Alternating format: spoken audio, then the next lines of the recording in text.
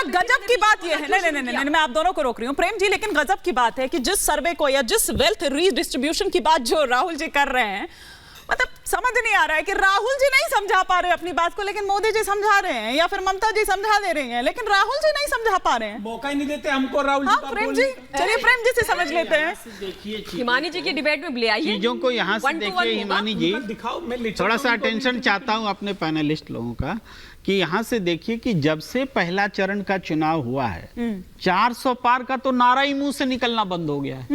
अब 400 पार अगर निकल रहा होता तो ये नया नैरेटिव ही नहीं आता।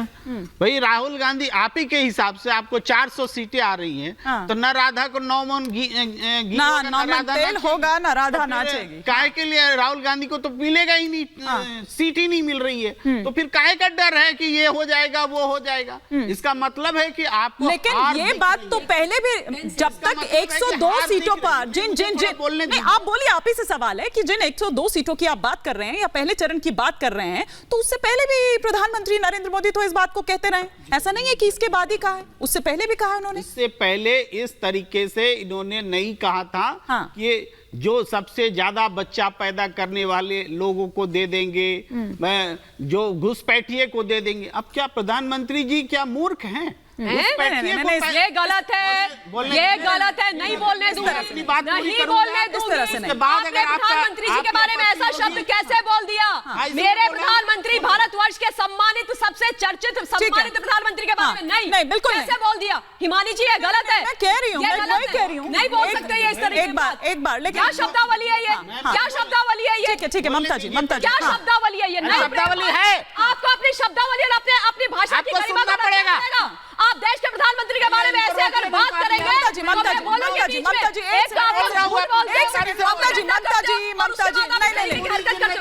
प्रेम जी, लेकिन आपको भी कह रही हूँ कि प्लीज देखिए, एक पद की गरिमा होती है। एक मिनट पहले, एक मिनट ममता जी, नहीं, सुनिए, ठीक है, नहीं, ममता जी एक मिनट रुकिए, ममता जी एक बार कंप्लीट कर लें, एक बार कंप्लीट कर लें। मैंने बोलना शुरू कर दिया है, तो क्या ये मतलब प्रेम भाई क्या महाभारत के संजय बन गए जो इनको भविष्य दिखाई देने लगे? ठीक है, अब देखिए, हम इस तरह के पर्सनल कमेंट ना करें, और ऊपर से पद की गरिमा।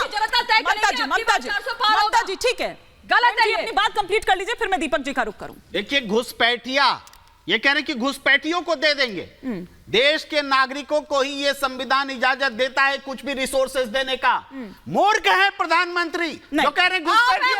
नहीं, अब देखिए, आप जब इस तरह की बात करेंगे, आपके इस तरह से देखिए, मुझे लगता है कि हमें स्तर को नहीं गिराना चाहिए, स्तर को नहीं गिराना चाहिए, इस तरह से नहीं चल पाएगा, इस तरह से नहीं चल पाएगा। मैं बोल रही हूँ, एक सेकंड, प्रेम जी, आप दोनों को रोक रही हूँ, देखिए प्रेम जी, नहीं, लेकिन प्रेम जी, नहीं, पर आप कम से कम, प्रेम जी, नहीं, पर सुनिए, अरे एक सेकंड सुनिए ना, प्रेम जी, तो आप भी तो धारा प्रवाह बोल रहे हैं ना। एक सेकंड ममता जी, एक सेकंड, नहीं, अगर इस तरह से होगा तो भैया डिबेट को यहीं बंद कर दीजिए,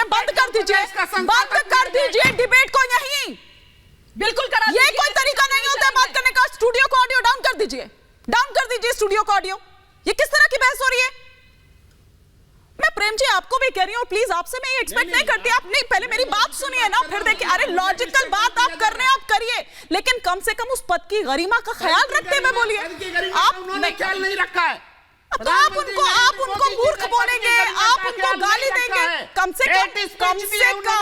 से आप बात करिए ना, आप तार्किक बहस करिए। लेकिन अगर आप भी वही करेंगे तो फिर क्या फर्क रह गया?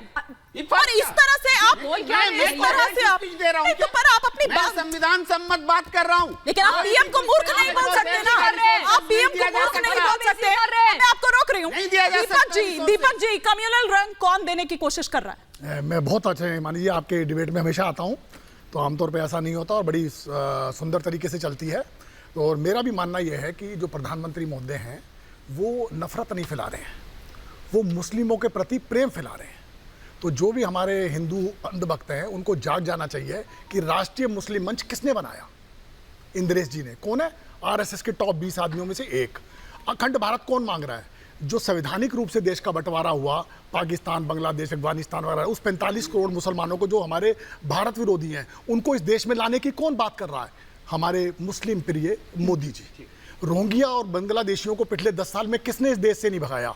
हमारे मुस्लिम प्रिय मोदी जी। इस देश में आईएएस का जो सिविल सर्विसेज के अंदर 2.5% से 5% मुसलमान को किसने किया?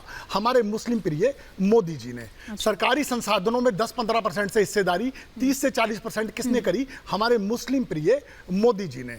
और जो भी छात्रवृत्तियां बढ़ी हैं वो भी आप देखोगे, गरीबों के जो मकान हैं वो भी हमारे मुस्लिम प्रिय मोदी जी ने दिया। दीपक जी ठीक है, अब जरा 1 मिनट यहाँ पर रोक रही हूँ। आपने कहा कि उनको नहीं निकालने का काम मोदी जी ने किया, लेकिन उनको पालने पोसने का काम किसने किया, ये भी एक बार बताइए। 1 मिनट, मैं तो देखिए आपकी बात को काटता ही नहीं हूं, क्योंकि आप अच्छा प्रश्न पूछ रही हैं कि देखिए मेरा मानना है किसी भी समय किसी भी सरकार ने जो गलत किया था वो हार गए हैं। अब 10 साल में ये सत्ता में, हमारा काम इनसे पूछना है। तो ये जो मुस्लिम प्रिय इनके काम है, देश विरोधी मुस्लिमों के प्रति उनका जो प्रेम है, पाकिस्तानी मुस्लिमों के प्रति, बांग्लादेशी मुस्लिमों के प्रति, अफगानिस्तानी मुस्लिम रोहिंग्याओं के प्रति, बांग्लादेशियों के प्रति 45 करोड़ जब वो इस देश में वो ले आएंगे और जब वो वोट करेगा हमारे देश के खिलाफ और उनके बीच में से गलती से कोई प्रधानमंत्री या राष्ट्रपति चुना गया तो इस देश की हालत क्या होगी?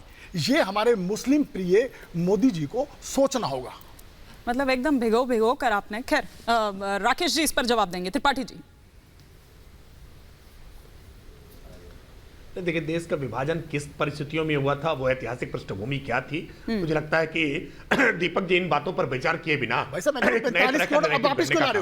ठीक आज बात उनकी बात हो रही है। आज भारत के चुनाव की बात हो रही है। आज भारत के चुनाव की बात हो रही है। आज भारत के चुनाव के संदर्भ में बात करें। भारत के चुनाव के संदर्भ में जिस प्रकार की मजहबी तुष्टीकरण की बात कांग्रेस पार्टी ने अपने मैनिफेस्टो से लेकर के अपने भाषणों में कही है, क्या दीपक भी उन बातों को जस्टिफाई करने का काम कर रहे हैं? सच बात यह है कि आज पूरे विपक्ष को लगता है कि कैसे एक खास समुदाय को वोट बैंक बना करके और कैसे अपना बैंक बैलेंस सत्ता में ला करके ठीक किया जाए। लेकिन नरेंद्र मोदी जी ने यही आरोप आप पर भी लग रहा है। अभी प्रेम जी थोड़ी देर पहले कह रहे थे त्रिपाठी जी, और आज विकास की योजनाओं में बिना किसी भेदभाव के सबको साथ लेकर के चले हैं। वो कह रहे हैं कि पहले चरण में आपने देख लिया, आपने भाप लिया। सहयोगी दल अभी भी अपनी इस जो लगातार लंबे समय की उनकी पुरानी पद्धति रही है ना मजहबी तुष्टीकरण की, उससे बाहर निकलने का प्रयास नहीं कर पा रहे। उनको लगता है कि मजहब और जाति यही सच्चाई है, इसी समीकरण से सत्ता प्राप्त की जा सकती है। लेकिन ये जाति और मजहब की राजनीति से देश आगे निकल चुका है। इस सच को स्वीकार करने का प्रयास करिए। लेकिन त्रिपाठी जी, लेकिन आप पर आरोप है कि इस तरह के जो बयान है वो जानकर दिए जा रहे हैं चुनावों के बीच ताकि पोलराइज किया जा सके इसके जरिए। बात नहीं किया